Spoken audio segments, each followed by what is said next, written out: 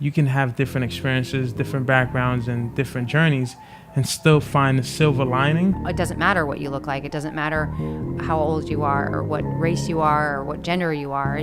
People are people, and they need to stand up for each other. This is where it all begins, so say goodbye to all your fears, all your doubts. This is where they die. This is where we come to win, we come to fly. This is where we make our dreams come to life. Welcome to Innovation City. Welcome to Innovation City, a podcast featuring innovators, disruptors, and creators who are breaking through the status quo to change the way business happens today. Hi, I'm Tyler Kelly and my co-host Michael Johnson, and we're from Slam Agency in St. Louis, and we're fortunate to be in Miami, Florida tonight at Venture Cafe in the CIC building in Wynwood. And Venture Cafe is the largest Thursday gathering of innovators who are making things happen in the world. Wow. And we're super stoked to have Christine Handy and Jim St. Germain with us tonight. This is going to be an exciting night. Thank you. It's a pleasure having both of you. It's a pleasure having two guests at the same time. So I'm start with Jim. Jim is the co-founder at Preparing Leaders of Tomorrow, or PLOT. So Jim has worked with juvenile justice involved youth and their families in New York City. He's on the board of the National Juvenile Defender Center, was recently appointed by former President Barack Obama to the Coordinator Council on Juvenile and Justice Delinquency Prevention. Previously, Jim was a youth care worker at a juvenile facility where he once had a resident.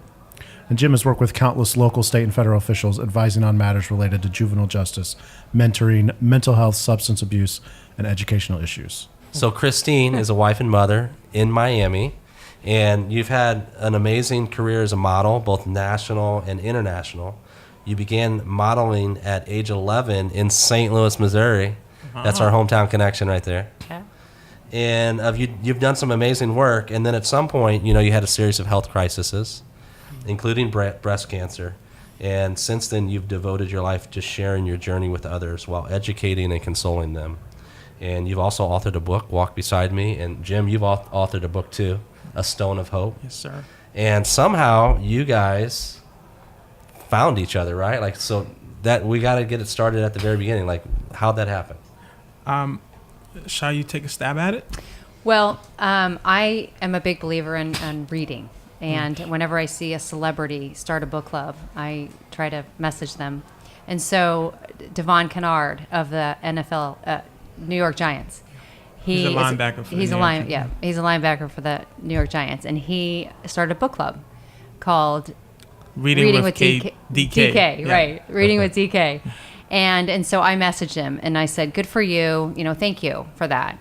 Because we as authors and parents, we want our youth to read.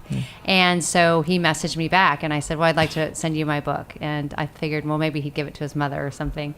And so I sent him my book. And then one day I was at home in Miami and I opened up my Instagram and I was tagged on Devon Kennard's Instagram post. Wow. And he had posted my book with Jim St. Germain's book and a little candle. And Jim reached out to me, and I'll let you take it from here. Yeah, so it was happening at the same time. I read an article that was written about Devon from the New York Times, and it was pretty much about his reading initiative. And it was profound because books changed my life. I read my first book at the age of 17.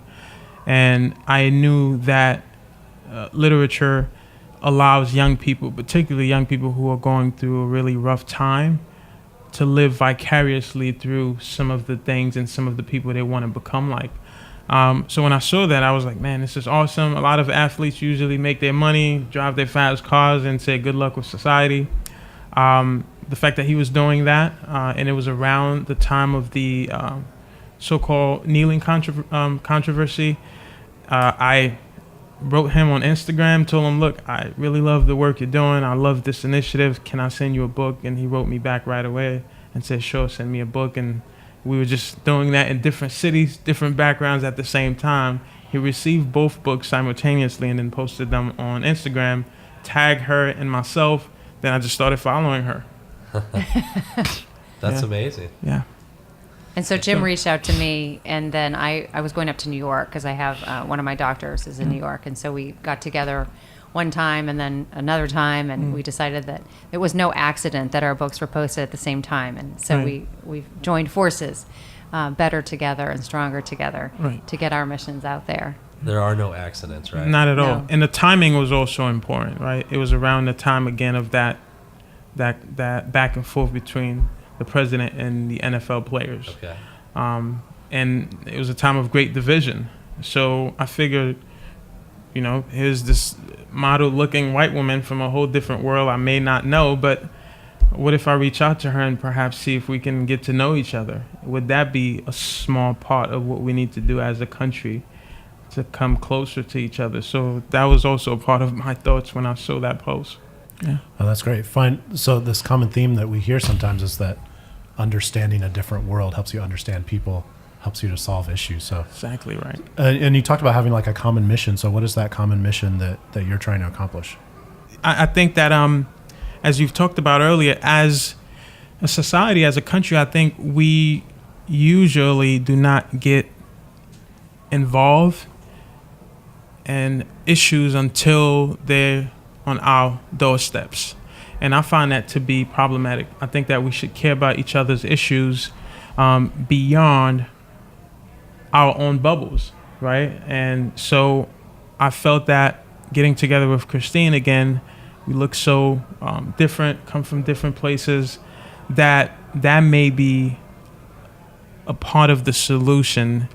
And therefore, it's a part of our goal, not only to share our journeys, but to show other people that you can have different experiences, different backgrounds, and different journeys, and still find the silver lining in both stories, and then try to bring that message to a wider audience as a way of bringing them together.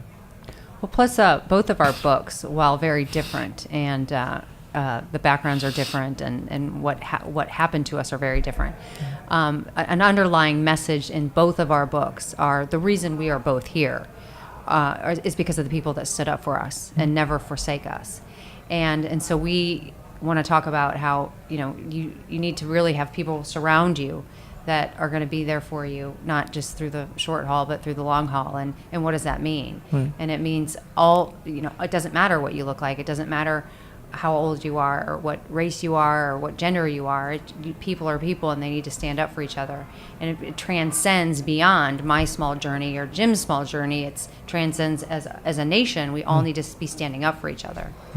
So, just listening to a little bit of each of your stories and reading a little bit about each of those, the people that stood up for you, it was different circumstances, but obviously different people too. So maybe talk a little bit about those relationships and how they impacted you, and how, like, together, those experiences make what you're doing. Right. So for me, I grew up without my mother.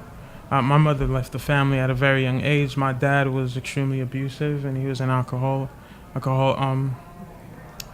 He struggled with alcoholic issues, and he was very physical and violent. So he used to beat us as a kid. And I have 14 brothers and sisters, and my mother came from sort of like a different background as my father, and my dad used to also beat her. So eventually she ended up leaving the family at a very young age, and that was in Haiti. I was born in Haiti. I moved here when I was about 10 years old. And so not growing up without a mother felt like I was missing the loving and the nurturing part. And what I've learned as a young man is that hurt people hurt people. If you're hurting, you're more likely to pass that pain on to someone else, right? A lot of the things we're seeing happen in our society now, usually people who are hurting, whether it's coming from a place of hate or something, there's something happening within them that's painful, and they want other people to feel that. So I think that was perhaps a part of my struggles as a young man in Brooklyn. But when I realized that there were other people who weren't family members, who didn't know me, didn't look like me, right? Like I had a Jewish mentor. I had a short Italian woman who was a teacher of mine who looked out for me. I had a big, tall guy with dreads who stood up for me. I had like a Muslim guy that I live in a place with who helped me. I had a Latina woman who was like a mentor to me. Literally, I feel like the entire world was stepping in and helping me. So that kind of experience then opened up your mind to, wow, you know what? There are beautiful people in every corner of the world, regardless of what they look like, the religions, creed, whatever it may be. And so that contributed to how I view the world and how I try to connect with people, even though we may not look alike, not from the same socioeconomic backgrounds or race or whatever it may be. So that was the thing that kind of, I think, translate. Well, and for me, the people in my life that stood by me all looked like me. Right. And they all came. We all lived in the same environment, and I grew up in St. Louis, and it's pretty, cookie cutter. And then I moved to Dallas, and it's also very cookie cutter. And I was a model for 30 years, and we kind of all looked like each other too. And so when I went through all these health issues, the people that stood by me were. They were similar people and they all stood by me, but what they taught me was self-worth and self-esteem and self-love. And that self-worth and that self-esteem and that self-love for me translated into becoming a non-judgmental person and becoming more open to how other people feel and to other people's circumstances, and it wasn't just about me anymore. And they gave me the ability to look beyond my small world that I was living in. In fact, one of the reasons why I moved to Miami was because I was living in such a small, one-dimensional environment. And Miami is a melting pot of people. And I wanted to be in a melting pot of people because that's the reality that we live in, and that's a beautiful part of the reality we live in. I want to be in that. And I want my kids to see that. And so just because the people that stood by me looked like me, they taught me that we have these bigger issues. We need to talk about equality, and we need to talk about, what's gender issues and all these other issues. So, was there some sort of defining moment that kind of pushed you out of your comfort zone of all these people look like me and I need to expand out a little bit? There was a lot of defining moments, actually. I had my first major health battle at 35, and then I had another one at 41, and then I was diagnosed with breast cancer at 42. And I think if I had learned the lessons at the first health battle at 35, I may not have gone through the other two.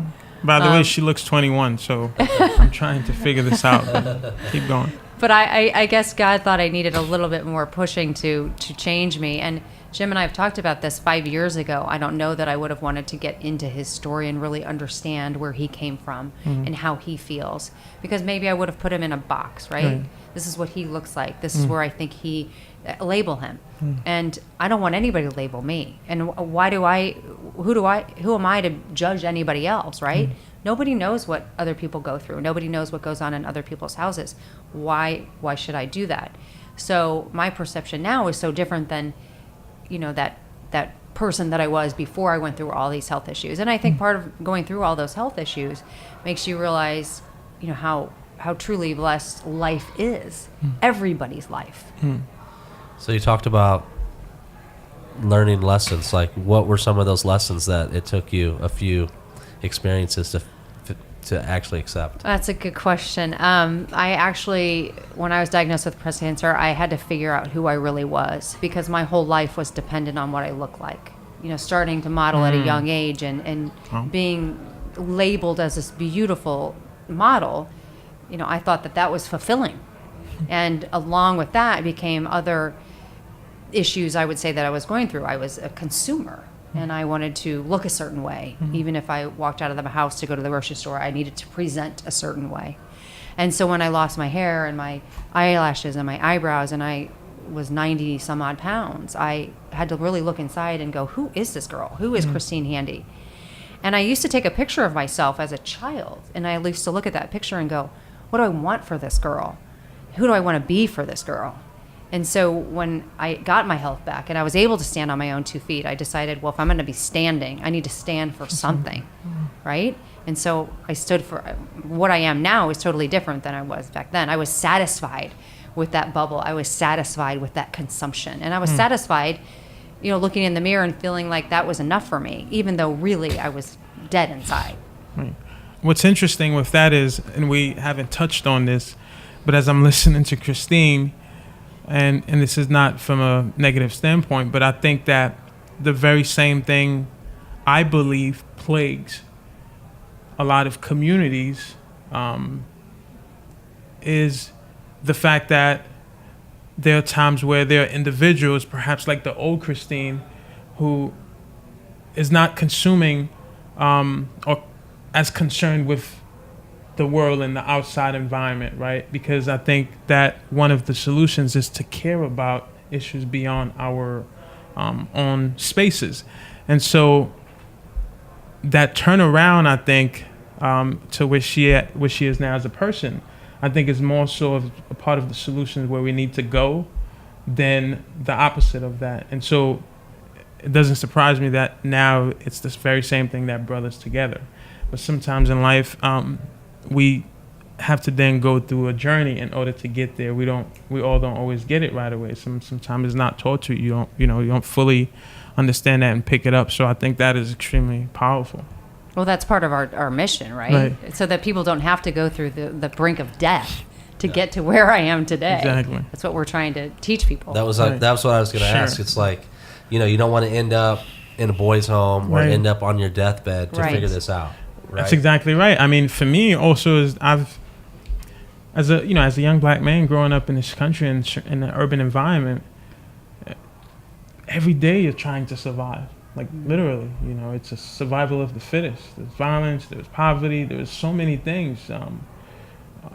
And so you're consumed with surviving, and sometimes surviving means doing things perhaps that harms other people, if it means that you get to live. So,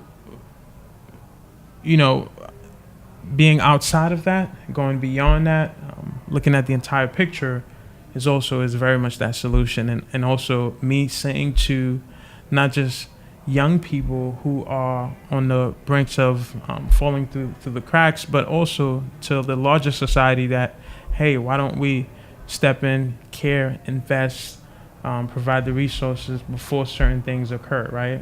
Whether it's current issues like mass shootings, right? Mostly perpetrated by young men. Or whether it's the violence that's plaguing the streets of Chicago, or whether it's homelessness or poverty or cancer or whatever it may be. If we start to care about these issues beyond our own world, then we have a better chance of being a part of the solution. The unique thing about both of you is that you had people in your lives, and you recognized and you accepted their help. What about the people that, number one, don't recognize it, or that might just think that there's no one like that in my life? We're going to fight for this question. We are going to fight for this question because we both have such a good answer.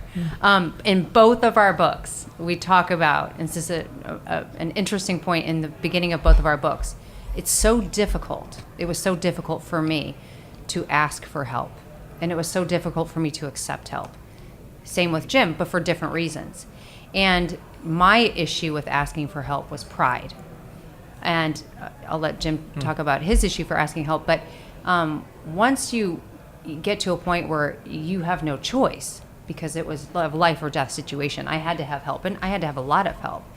Your pride gets in check, and that's not a bad thing to go through. But you're right. There's a lot of people out there that they don't want to accept help, or they don't know how to ask for help, and that's something that we do need to talk about, because we as a community, whether it be these bigger issues or the smaller issues, we need to talk about that. We need to band together to help people always. Yeah, so as Christine mentioned, there's strength in vulnerability. I believe when you're vulnerable and seek help and willing to admit faults and bounce back, then you have control over the narrative. Someone else don't control that. For me in particular, I grew up in an environment where your ability to instill fear in other people was an asset. It allowed people not to bother you and mess with you.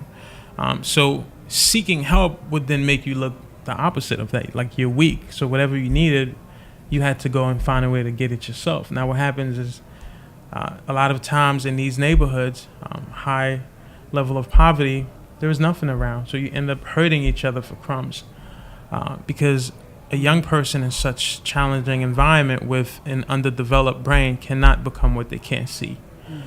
So for me, though, the individuals who stepped in and provided a path and a light and show me that I can become anything that I wanted to become as long as I put in the work and make the connections I needed to make, they were the vessels. And my book, actually, one of the things I fight for is for people to recognize just that. I don't want people to look at the story and say, well, you was a special person and you made it out, so now great, everybody else should be able to pull themselves by their bootstraps. What I want people to understand is that not everyone has a bootstrap. Some people don't even have a shoes on. And I think it's our duty as a responsibility as a society to lend them a helping hand. We don't have to walk them all the way, but give them some hope, give them some resources and opportunities. So for me, this book is a call to action for all of us to realize that we can be the Marty Feynman, the Christine Bellas, the Teacher Olio, the Waltons, all of the individuals who were there for me. Each of us can be that for someone else. You can be a mentor for a young man on a particular side of St. Louis, right, who's maybe seeking a way out.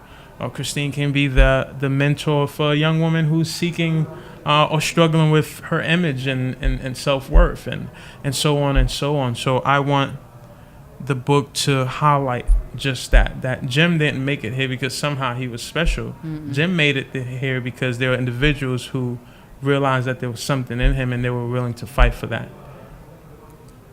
And so the call to action is for people in the community to get off the couch, right, and go help somebody.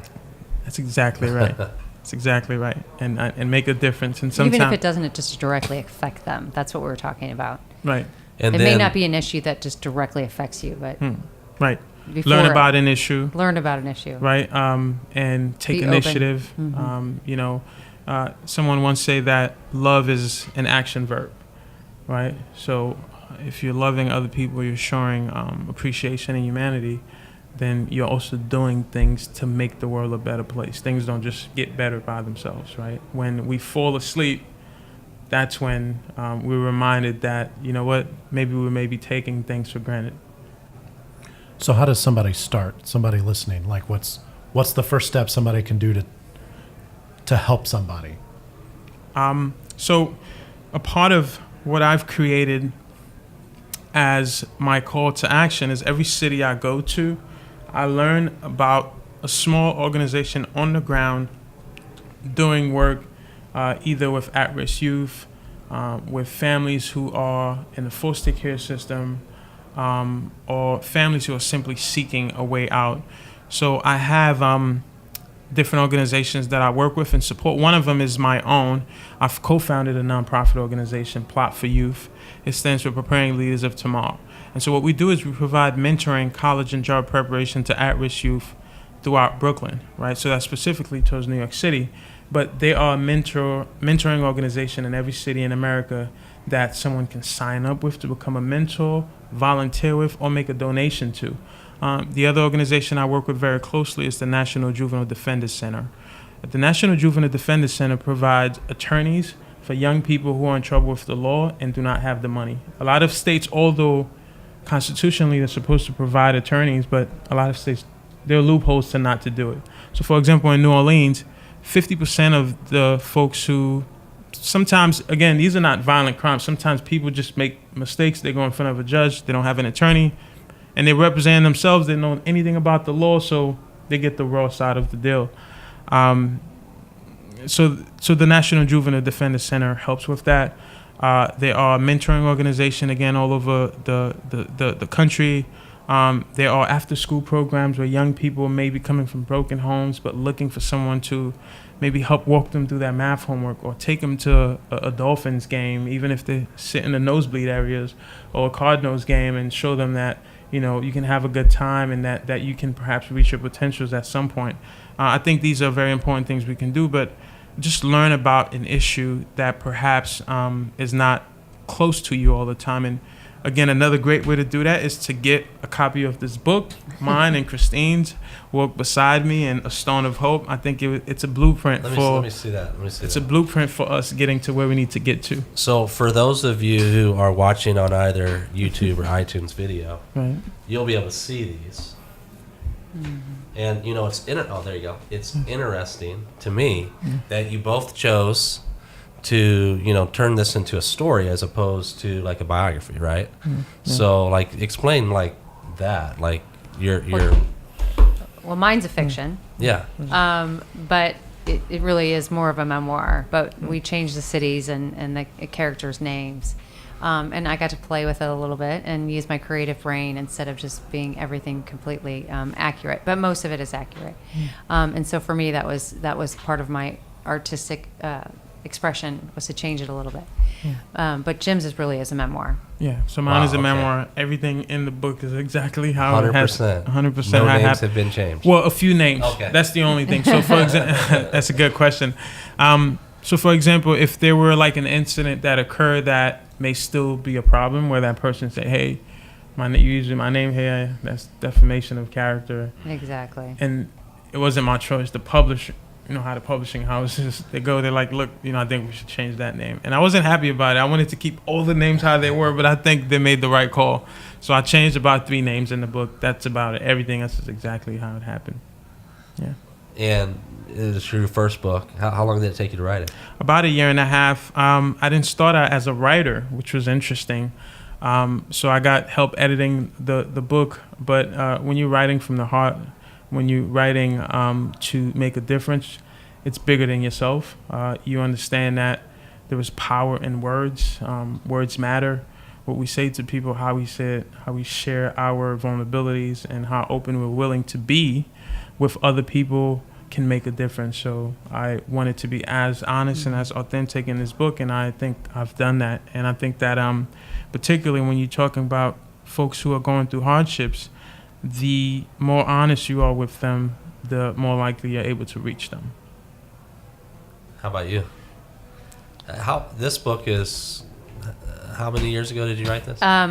2 years ago. Okay. It was, I first actually self-published it because I didn't want anybody to change it. And then I was approached by a publisher about a year after that.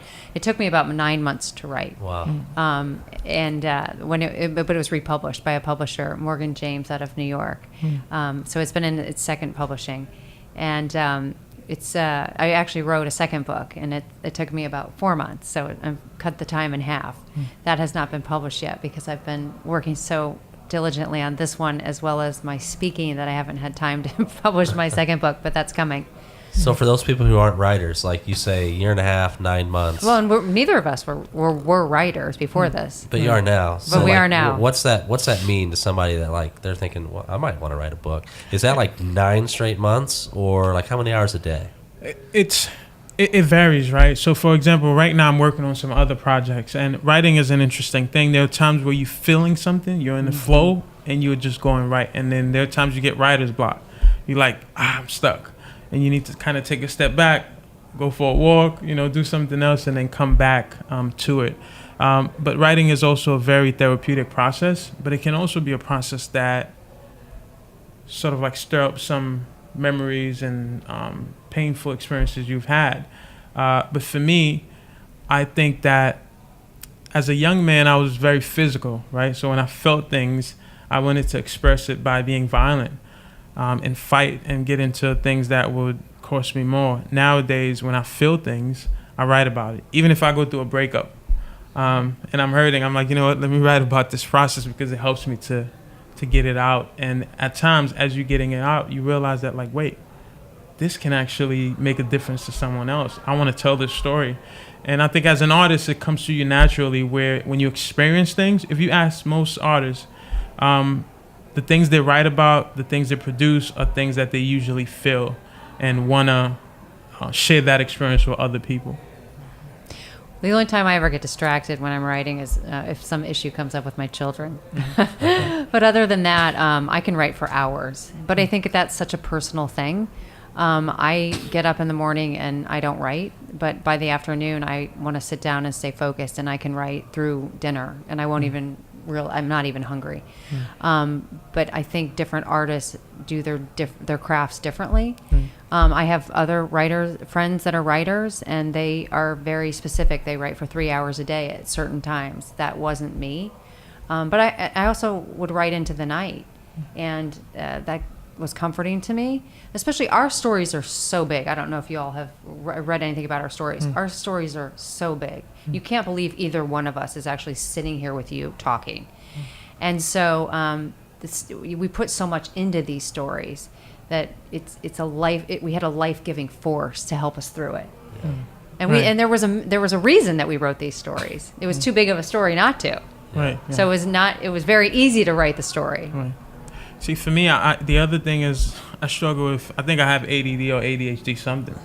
So sometimes it's hard for me to stay focused. So I may start writing, and then something happened. I'm like, oh, okay, I'm completely off of it. So I got to find my focus to come back, which is all good because sometimes people will come up to me and say, well, I want to write, but I'm struggling with such and such. And I'm like, man, just write. Don't worry about that.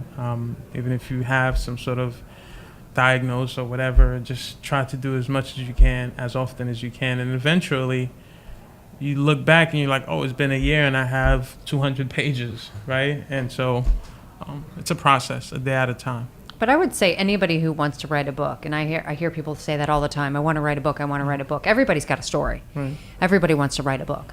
I would say just start. If you stop and you can't do it, you weren't meant to do it, but just start. So, I don't want to miss what's happening between the two of you, right, and your greater purpose. So I don't think we've talked about that yet. So let's talk about you have Plot and you have the organizations that you're supporting, but now together, what's that bigger vision? Well, there's a lot of visions here, but we look very different. If you're just listening, you don't see that. We are different ages. We come from harrowingly different backgrounds. And the fact that we're together is pushing boundaries and pushing limits and showing the world that it does not matter race, sex, anything. You can move mountains with anybody, and anybody. You can form alliances. You should. You can't just do that, but you should form alliances with people that don't look like you. Why? Because it doesn't matter. Right? And so we're trying to break down boundaries, and we're trying to go out there and say to the world, we're here because of the way people saved our lives, including the service that we're doing, the missions that we're on. They're life-giving forces to ourselves. We're not giving up. This is what we're doing. These are our missions in life. And look, I'll be very candid. We have a very tough history in this country, right? And a big part of our challenge sometimes is we're not willing to acknowledge that side of our history. We take ownership of all the beautiful things, but we're not willing to acknowledge some of our faults. And so I think right now, as a country, we're very divided. I mean, let's be honest. We can't even speak to each other, right? The left, the right, the middle. There's a lot of hate. It's in your face. It's everywhere. And it's harmful. It's detrimental. I think we can disagree on ideological differences in politics and policies, but still not hate each other's existence. And I feel like we are at that point now in this country. And so I believe a part of the solution is this dynamic in this relationship. The fact that coming from such polar opposite background, that we can still get together and try to use our vision and experiences and stories to uplift humanity, I think that is telling. I think that it's something that we can use very much so all the time, but particularly right now as a nation, because I think we're stronger together. Stronger together. That's a good place to be. Yes, sir. What's the future look like when those barriers are broken down? I was reading. Let's see. Let me pull this up. Right. It's from the A Stone of Hope, a rallying cry. Right. I highlighted this section. Right. No one is who they are going to be. So what does the country look like? So let's take it like this. Yeah. The country is not what it's going to be, right? Tell me about that. That's a great question. You're good, Tyler. That's a powerful question. I think that, look, the beauty of America, if you ask me, look, as a young black man, there's a lot of things that I deal with in this country that is painful to deal with, frustrating, and overwhelming at times. But at the same time, I also experience a lot of beauty, right? I meet people from all over this country at times, and they surprise me of how kind and how open they are. And I think there is more of that in us than the other side. I think that no one came into this world hating people. I think that for many of us, it was taught. So if anything that could be giving to you can also be taking away, and we can be retrained, and we can look forward to celebrating the differences instead of hating them. So the country, I think right now, though, there are times where in life in general, you sometimes have to take a step backward than to take 10 forward. Now, some people may say that, well, we are in a perfect direction right now. And for those individuals, that may be true for them. But it doesn't mean that other people may not feel the opposite, and those people should also be listened to, right? The same way I think that perhaps prior with the last administration, some people feel like this is not the country I envision. And those people should also be listened to, because we are a diverse country, and that's not going to change. We're going to be diverse forever. That's what makes us the country that everyone wants to get to. And there's so many beautiful people here. So I think that we've have a strong history, but we still have a long way to go, and that it's our duty to work on the small things every day to make it better. And it's our obligation to understand, for instance, me to understand where Jim's coming from, and for Jim to understand where I'm coming from. Because certainly from, a paper standpoint, we don't understand each other. Right. But that's what we're calling people to do. Reach out to people that you don't understand, that don't look like you. Why? Because that's important. Try to understand each other and not label them and put them in a box. Right. And so that's what we're doing. And there's a conservative columnist by the name of David Brooks who writes for the New York Times, and he appears on PBS News every night. Him and Mark Schild are involved in these great civil discourse, which I enjoy watching, sometimes from opposite side of the aisle, but there's always mutual respect there. And one of the things David Brooks talked about, he wrote a book about it, is there are two virtues in life.